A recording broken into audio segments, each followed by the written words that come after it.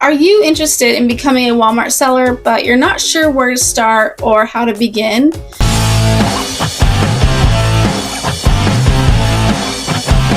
Well, in this video, I'm going to be covering all those key questions and answers that all new Walmart sellers have.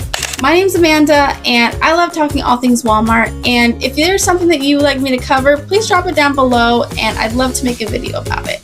But first, let's start with the number one question that I get is, how do I get started and where do I go?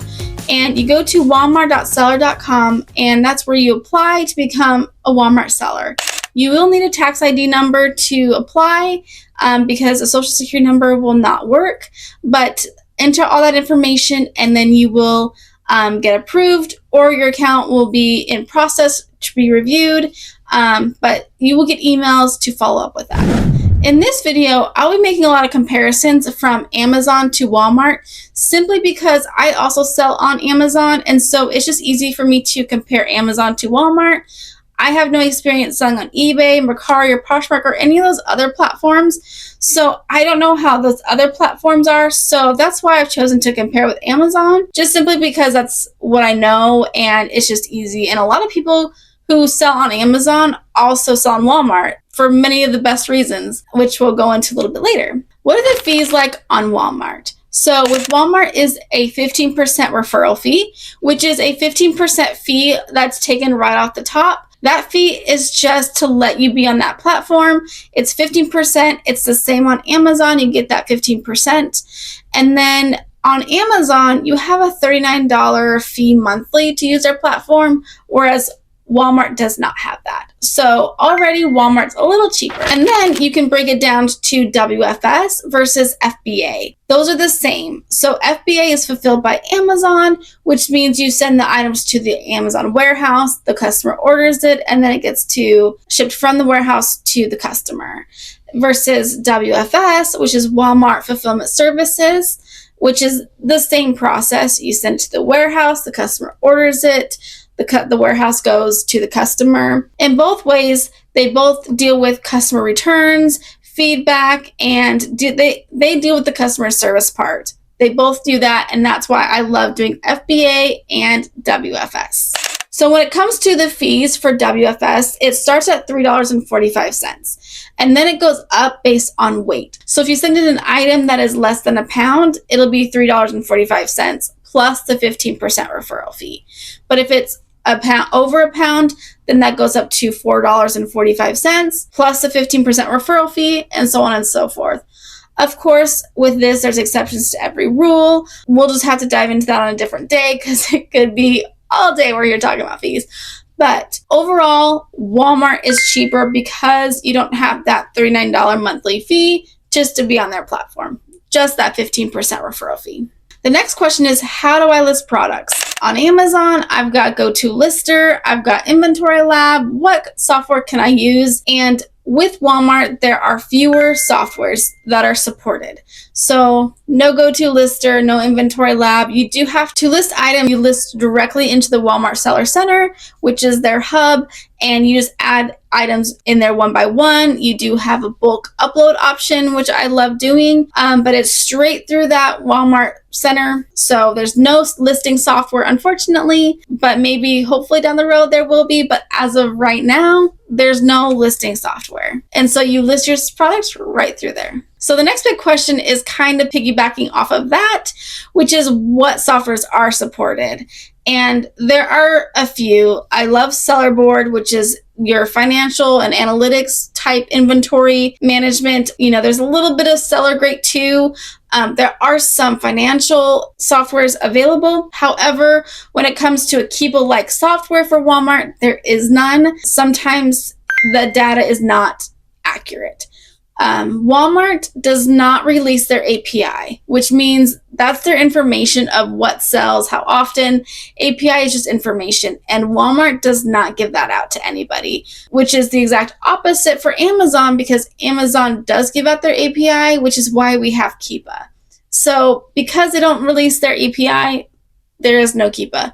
However, there are softwares that give estimated sales, which kind of go off of estimated reviews, guessing velocity. It's all an estimate. It's just kind of how they're scrubbing what data is released. So what softwares do I personally use when I'm sourcing for Walmart? And I simply use the Walmart app. It's the free version. I just use that app. I scan a barcode and I just do quick math in my head. I basically try and find a product for 3 times more than I'm purchasing it for. For example, if I'm buying an item for $5, I'd want to sell for over $15, and so on and so forth. I do have a couple sourcing videos if you want to check those out. And in those videos, I kind of break down how I do the math, the what WFS fees, and all that stuff. So because there is no Keepa for Walmart, I still do use Keepa a lot for Walmart, in the sense of I kind of gauge if that product sells, because if it sells well on Amazon, chances are it'll sell well on Walmart. If it doesn't sell on Amazon, it probably won't sell on Walmart. It's a test. You can test it out. That's the thing with Walmart, is test everything. You want to test to see if something is really hot item or if it's just going to sit there and not sell. So the next thing is, what can I sell? What categories are the best? What am I gated in? And you can sell basically anything and everything on Walmart. There are a few gated brands such as Pioneer Woman and Good and Homes. You can't sell those brands because those are Walmart only brands. But for the most part, everything else you can sell. I sell a lot of grocery, toys. I've been getting into kitchen areas and health and beauty. I love health and beauty. There's just so many opportunities. A lot of people love auto and tires and stuff, and the plumbing area. That's not my thing right now, but there are so many options when it comes to Walmart, and including apparel. I'm going to start looking into apparel in 2025 because I think that could be such a great avenue or opportunity. So I'd also like to address the ungating situation. So with Amazon, you have to have an invoice of 10 or more units. Also, it depends on the category or brand. Sometimes you need to have 100 units, which is insane. But that's not like that on Walmart. So with Walmart, I simply went to Target and I got a receipt for Squishmallows. I got 2 of them, uploaded that receipt, and I was ungated. It took me about 3 days to get ungated. However, during Q4, it was taking like 3 months. So it just really depends on the time of year.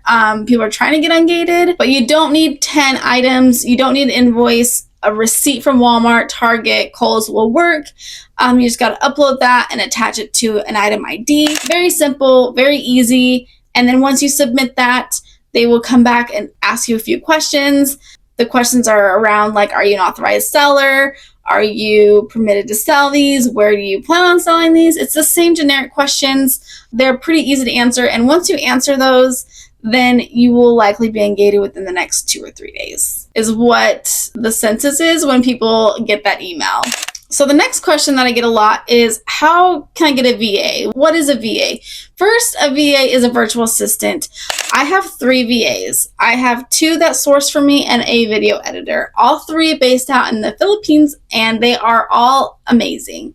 So my 2 sourcing VAs, one sources for Walmart and one sources for Amazon. And all they do is source for me, and they send it to my prep center, and then my prep centers send it to WFS and Amazon FBA. VAs can do a lot of things. They can source, they can do bookkeeping. So yes, you can hire VA for Walmart. However, my advice is, if you are planning on doing a VA for Walmart, I would highly recommend hiring one with Amazon experience. Even though they won't be using that Amazon experience per se, they'll kind of have those transferable skills from Amazon to Walmart. So I know that when I hire my next sourcing VA, they will have Amazon experience, just because those skills are easy to be transferred. And it's not the same as Amazon, but it's the skills. So now that we talked about FBA and WFS, there's a lot of people who want to do seller fulfilled or FBM. And yes, they do have that option as well. They have FBM, fulfilled by merchant, and then seller fulfilled on Walmart.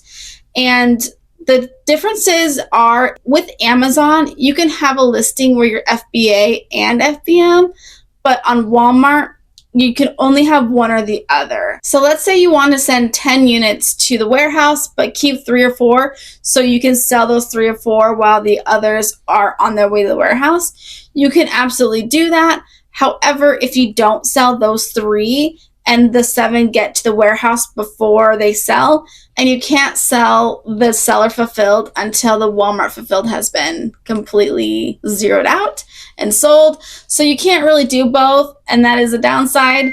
They may or may not be changing that. We kind of got mixed reviews. That's just, at least it's still an option. I love doing seller fulfilled during Q4. That was amazing for me.